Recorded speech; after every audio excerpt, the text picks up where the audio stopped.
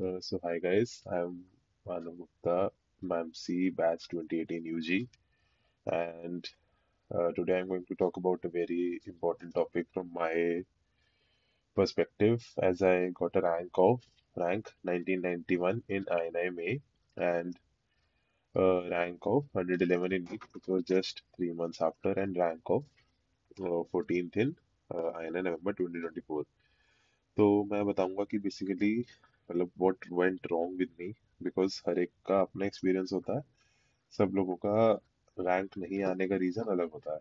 I am going to share my perspective because so guys I don't want you guys to repeat the mistakes which I did earlier.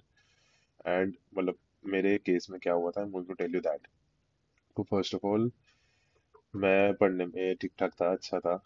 I was studying continuously regularly since my second year for NEET PG, not for NEET PG पर से, but in general studies वगैरह, MCQs वगैरह, थोड़े थोड़े थोड़े मतलब exam oriented पढ़ाई मैंने फाइनल ईयर में स्टार्ट करी थी। बट बुक्स वगैरह, नोट्स वगैरह मैं सेकंड ईयर से पढ़ रहा था। तो नेचुरली मेरा जीटी में I used to be in top 20 in most of the GTs, be it Marrow, DAMS, Bhatia, any platform which I used to be in top 20 in most of the GTs. So what went wrong? How did I went from top 20 to 1991 in one day?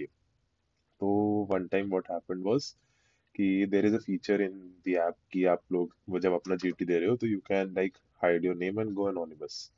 तो एक दिन वो मेरे से रह गया। तो I got a rank 3 I guess in the GT and rank 2 the Delhi state rank. तो हुआ क्या कि वो डिस्प्ले हो गया।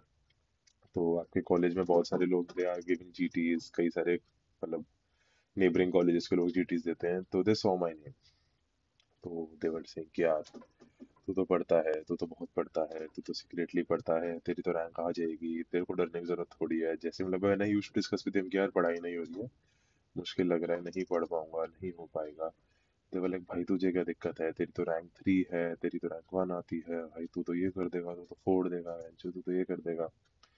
तो दे वर लाइक दिस कि यार मतलब दे न्यू कि मैं कर लूंगा, but obviously you can not say this before any exam, right? Exam के दिन क्या होता है, अलग चीज होती है।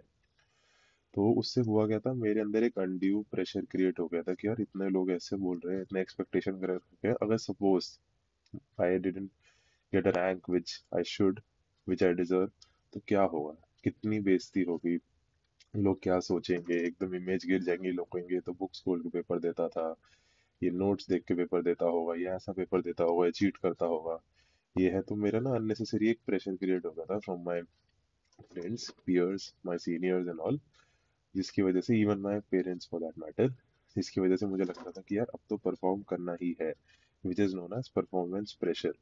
तो मैंने इतना प्रेशर ले लिया था, इतना प्रेशर ले लिया था कि बस कि मैं कर पाऊंगा, नहीं कर पाऊंगा, नहीं हुआ तो क्या होगा, मतलब हुआ कुछ भी नहीं अभी, एग्जाम हुआ नहीं है, बट मेरे को ये दिमाग में था नहीं कर पाऊंगा तो क्या होगा। तो I basically went to a state of general anxiety कि यार नहीं हुआ तो क्या होगा। तो इसी चक्कर में मेरे अंदर बहुत ज्यादा सेल्फ डाउट आ रहा था इंस्टेड ऑफ सेल्फ कॉन्फिडेंस कि हाँ यार मैं जीटी में रैंक ला रहा हूँ तो कर ही लूंगा, मेरे अंदर टैलेंट है, आई हैव द पोटेंशियल, मैं कर लूंगा। But just because of this undue pressure मेरे अंदर एक सेल्फ डाउट की फीलिंग ज्यादा आने लगी कि यार मैं तो नहीं कर पाऊंगा, क्योंकि मेरे लोगों से इतनी एक्सपेक्टेशन है, I have to get rank 1 only, rank 3 only, top 10 only, top 20 only, इतनी की रैंक लानी पड़ेगी वरना लोग तो कहेंगे ये तो यूजलेस है, वो शो ऑफ करता था। ठीक है। तो basically the first factor which led to my this rank in में आना, I am going to discuss it further also कि यार मेरा तो इतना प्रेशर है, लोगों को इतनी एक्सपेक्टेशन है मेरे से कि जैसे मैं ही हूँ इस आईना का टॉपर। तो दैट वाज अ थिंग मतलब फॉर मी। ऑल्सो मैमसी is very competitive in this kind of sense, सब लोग एक दूसरे से compete करते हैं, काफी कॉम्पिटिटिव एनवायरनमेंट है, which is also good, not bad, but yes it create a lots of pressure with it. And fourth thing कि आईएनआई हमें एज अ एग्जाम, उसको एज अ एग्जाम हम पोर्ट्रे करते हैं कि आईएनआई में तो सिर्फ रेयर चीजें पूछते हैं। आईएनआई में कोई ऐसा सिंड्रोम पूछ लेगा, ऐसा इंसिजन पूछ लेगा जैसा आया था एक बार गिब्सन इंसिजन, ऐसा कोई मार्कर पूछ लेगा, कोई रैंडम सी दवाई पूछ लेगा, कोई मुमाब जो होती है हमारी मोनोक्लोनल एंटीबॉडी पूछ लेगा। तो मैं करता क्या था आईएनआई की तैयारी में ना, use to focus more on these things, जो कि मतलब आइडियली 200 में से 5 या 6 सवाल ऐसे होते हैं जो आते हैं, एंड ऑब्वियसली 195 तो किसी के ठीक नहीं होते। तो अगर वो 5 क्वेश्चन भी अगर तुम्हारे गलत हो रहे हैं तो नहीं मैटर करता। तो मैं करता क्या था, पेपर से पहले आई यूज टू स्टडी यही सारा कुछ। रट्टे वाली चीजें, फालतू चीजें, कैंसर के ड्रग पे 2 2 दिन लगा दिए, फालतू में चीजें पढ़ रहा हूँ, शॉस खोल के एसआरबी पढ़ ली, शॉस पढ़ ली, गायनी की एसआरबी पढ़ ली, रेयर सिंड्रोम्स पढ़ रहा हूँ, उल्टी पुल्टी चीजें, बेसिक्स नहीं पढ़ रहा। आई टेल यू कि मेरे कौन से क्वेश्चन गलत हुए थे आगे जाके, तो फिर तुम बोलोगे भाई तू क्या इंसिजन क्या सिंड्रोम पढ़ रहा था, ये तो पढ़ लेता। ऑल्सो आईएनआई में मुझे हमेशा अपनी एक्यूट नॉलेज पे ज़्यादा भरोसा था rather देन क्रॉनिक नॉलेज। तो मेरा हमेशा रहता था कि भाई मुझे नोट्स रिवाइज करने हैं, पेपर से 1 हफ्ता पहले तो करने हैं, वरना मैं सब भूल जाऊंगा। मुझे लगता था अगर मैंने ये चीज़ पेपर से 3 दिन पहले नहीं देखी तो मैं भूल जाऊंगा। मुझे इतना भी अपने पे कॉन्फिडेंस नहीं था। This is been my habit since 10th class, which is not a good habit, कि तुम्हें थोड़ा खुद पे कॉन्फिडेंस रहना चाहिए कि हाँ भाई तुम 4 साल से पढ़ रहे हो। तो you must be remembering things. Chronic knowledge भी एक नाम की चीज होती है। हिप्पोकैम्पस हमारा काम करता है, लॉन्ग टर्म मेमोरी में कन्वर्ट करता है, नियोकॉर्टेक्स में सेव होती है। थोड़ा सा भरोसा रखना चाहिए उस पे कि हाँ, you you can remember things if you think about it. MCQ देख के चीजें याद आ जाती है, सबकॉन्शियस माइंड में सब कुछ होता है। बट मेरे को नहीं लगता था, मुझे था सब रिवाइज करना है। तो 1 हफ्ता पहले भाई मतलब मैंने क्रॉनिक नॉलेज पे ध्यान देना ही छोड़ दिया था। Use to revise notes again again again, paper से 1 दिन पहले 2 दिन पहले मेन नोट्स खोल लिए। तो उस वजह से भी लगता था कि अरे तो खत्म ही नहीं हो रहा, ये चीज़ नहीं पढ़ी मैं भूल जाऊंगा। अगर ये मैंने किडनी नहीं पढ़ी सर्जरी की तो मैं भूल जाऊंगा, 1 दिन पहले नहीं पढ़ी तो। थायराइड नहीं पढ़ा, ब्रेस्ट नहीं पढ़ा, गायनी में कैंसर की स्टेजिंग नहीं पढ़ी तो मैं भूल जाऊंगा। इससे भी एक बहुत ज़्यादा प्रेशर आता था। आईएनआई का मेरा एक प्रेशर ये भी था कि मुझे लगता था कि मैं आईएनआई का पहला क्वेश्चन डिस्प्ले होगा, कोई अजीब सा कट सेक्शन होगा, अजीब सा क्वेश्चन होगा, मुझे नहीं आता होगा। अब तुम सोचो कोई ऐसा एग्जाम जिसका पहले ही इतना डर लगा हुआ है, and you guys open the first question of it and तुम्हें नहीं आता वो। तो what kind of fear it creates in your mind. कि मैंने खोला, नहीं आया, बिल्कुल नहीं आया, समझ ही नहीं आया। मेरे दिमाग में ऐसा था कि मैं खोलूंगा नहीं आएगा। मैं एक्सेप्ट कर रखा था कि मैं खोलूंगा नहीं आएगा, and I stress about it. अगले 10 क्वेश्चंस भी खराब, 15 क्वेश्चंस भी खराब, जो आते होंगे वो भी खराब। तो इसीलिए हुआ क्या, यही हुआ। पहला एग्जाम आया, एक ब्रेन का रैंडम कट सेक्शन था, रेड न्यूक्लियस मार्क करा हुआ था, डेंटेड वगैरह कुछ मार्क करा हुआ था, मुझे नहीं आया। परफॉर्मेंस एंजाइटी भी थी कि भाई लोग क्या बोलेंगे। ये एंजाइटी भी थी कि पहला क्वेश्चन नहीं आ रहा। ये एंजाइटी भी थी रैंक नहीं आया तो ड्रॉप लेना पड़ेगा। ये एंजाइटी भी थी कि यार मतलब क्या होगा, मतलब मैं क्या करूंगा नहीं आया तो, घर पे क्या बोलूंगा, दोस्तों को क्या बताऊंगा, क्या बोलूंगा। तो हुआ क्या कि कैसे कैसे क्वेश्चंस गलत हुए थे मेरे।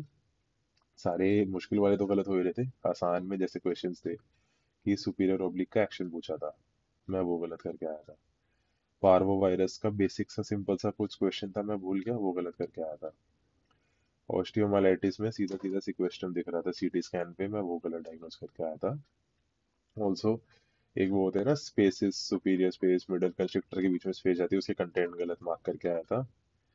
ऑल्सो बहुत ही मतलब सुपीरियर ओब्लिक का एक्शन गलत, डीसीडी मतलब कौन सा ट्विन पॉसिबल नहीं है, डीसीडी एमसीडी ये सारे क्वेश्चन मतलब जो बंदा मतलब अगर आप सोते हुए तुम उसे उठाओ ना, पूछो कि यार ये तो क्या गलत, ये गलत, इसका आंसर बता, तो then you should be able to tell this. ऐसे क्वेश्चंस थे वो व्हिच आई गॉट रॉन्ग। तो द पॉइंट वाज कि मैं एक क्वेश्चन से डर रहा था, and I got wrong more than 20 30 question because of that particular question, जो कि एनीवेज मेरा गलत हुआ। सही नहीं हुआ, एनीवेज मेरा गलत हुआ। तो I got behind 20 30 questions. Also आईने में वही मैंने बताया, मैं रेयर चीजें पढ़ के गया, कैंसर की एंटीबॉडी पढ़ के गया, क्या इंसिजन पढ़े, क्या सिंड्रोम पढ़े, क्या गायनी में क्या कैंसर पढ़ा, नई स्टेजिंग पढ़ी, फीगो की नई स्टेजिंग आई थी हमारे टाइम पे, एंडोमेट्रियल अभी लास्ट ईयर ही आई है 2023 में, एंडोमेट्रियल कैंसर की। बीएनएस पढ़े, क्या नहीं पढ़ा, बेसिक नहीं पढ़ा, सुपीरियर ओब्लिक का एक्शन नहीं आता था मुझे। तो it was a very traumatising exam for me. Main notes पढ़ने थे, 1 हफ्ता पहले मेन नोट्स पढ़ूंगा, ये करूंगा, प्रेशर ले लिया। और तो दूसरा तीसरा क्वेश्चन करके थॉट ब्लॉक। क्वेश्चन पढ़ रहा हूँ, मुझे समझ ही नहीं आ रहा है लिखा क्या है, क्या आगे कौन से सब्जेक्ट का क्वेश्चन है, पूछ क्या रहा है मेरे से। इतना बुरा थॉट ब्लॉक, मैं 3 4 बॉटल पानी की पी गया, 2 बार वॉशरूम चला गया। वॉशरूम जाने में भी आईना में होता है कि you have to get your biometrics done, तो बार बार बायोमेट्रिक्स कराए, पानी पीता रहा। इतना थॉट ब्लॉक हुआ कि भाई समझ ही नहीं आ रहा हो क्या रहा है। After the exam I was basically a dead person कि भाई मैं करके क्या आया हूँ। जिस चीज का डर था वही हो गया। अब लोग क्या बोलेंगे, क्या सोचेंगे, क्या होगा। तो mainly I was more worried about the result of the exam than the paper itself. Exam हुआ नहीं है तो मुझे रिजल्ट पता क्या, रिजल्ट आएगा क्या।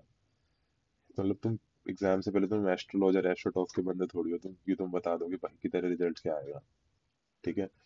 वो लोग अब ये नहीं बता पाते कि हाँ मेरी बंदी कब बनेगी, तो वो ये कैसे बताएंगे मेरा रिजल्ट कब आएगा। तो द पॉइंट वॉज, तो मैंने फिर करा क्या। First of all I stop talking to various random people. ठीक है, लोगों को बताना बंद करा मैं कैसे पढ़ रहा हूँ, क्या पढ़ रहा हूँ, मेरी रैंक क्या आ रही है, क्या हो रहा है। पढ़ाई की बात अपनी तक रखी, एक दो दोस्त जिससे थोड़ी बहुत बात होती थी बस, ठीक है। ज्यादा बात नहीं करी। Focused mainly on meditation. यार कोई क्वेश्चन आ रहा है तो मैं उसको कैसे हैंडल कर रहा हूँ। मेडिटेट करा, स्ट्रेस बिना स्ट्रेस के हैंडल कर रहा हूँ, स्ट्रेस के साथ हैंडल कर रहा हूँ, कैसे हैंडल कर रहा हूँ। And the point is, first of all treat every question as a new question even though it is a pyq. Don't like mainly do it if it is a pyq, मतलब उसको pyq के नजरिए से मत देखो। consider each and every question new and try to solve it from your knowledge. Don't think कि I have done this before कि this is a pyq, I have done this before कि रट्टा हुआ क्वेश्चन है, option याद है and you have marked the option and तुमने basically अपने रट्टे वाले नॉलेज से करा है। Don't do this. Try to think and try to take each and every question new, one question at a time, and कर लो उसको। In paper also, don't think you have 50 questions to do. Yes, obviously keep the pace up, but try to take one question at a time. नहीं आता छोड़ो, आगे चलो। Do the easy question first, पहले question पे आओ। And more importantly, what I felt was कि the exam day temperament was way more important for me। कि अगर मैं चिल होके जाऊं तो मैं एग्जाम ज्यादा अच्छे से दे पाऊंगा। मतलब तो व्हाट आई डिड वाज, मैंने अपनी नॉलेज पे ज्यादा फोकस नहीं करा, मेन नोट्स नहीं खोले। आईने के बाद रिवीजन नोट्स खोले, थोड़े बहुत पीवाईक्यू करे।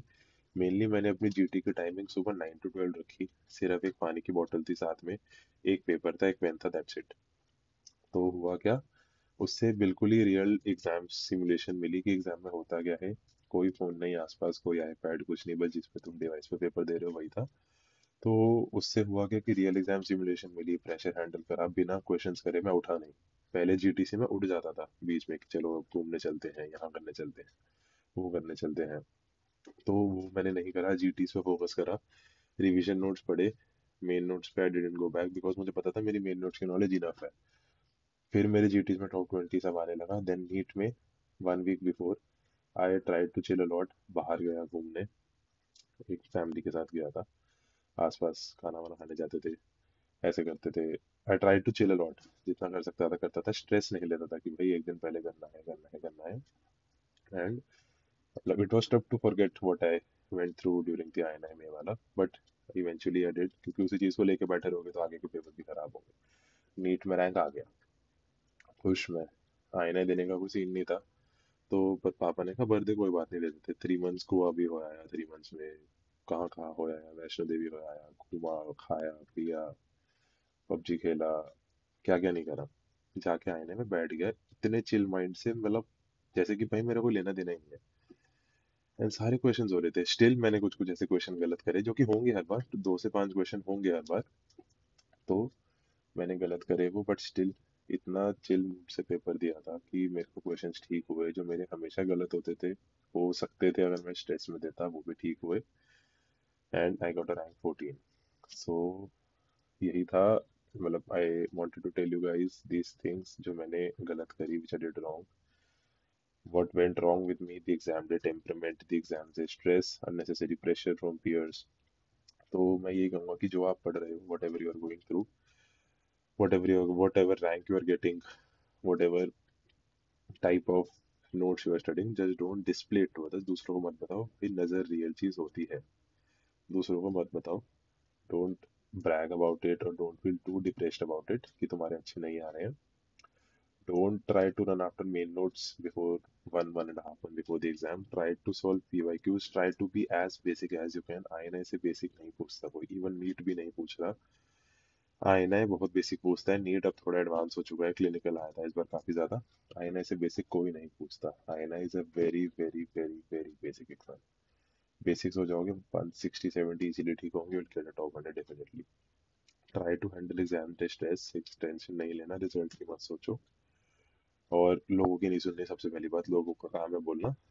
और consider INI as an easy exam than NEET, don't consider it as a tough exam कि हम नहीं निकाल सकते। So that's it. So that's how I got from 1991 rank in May to 111 rank in NEET and 14 rank in INA. Thank you.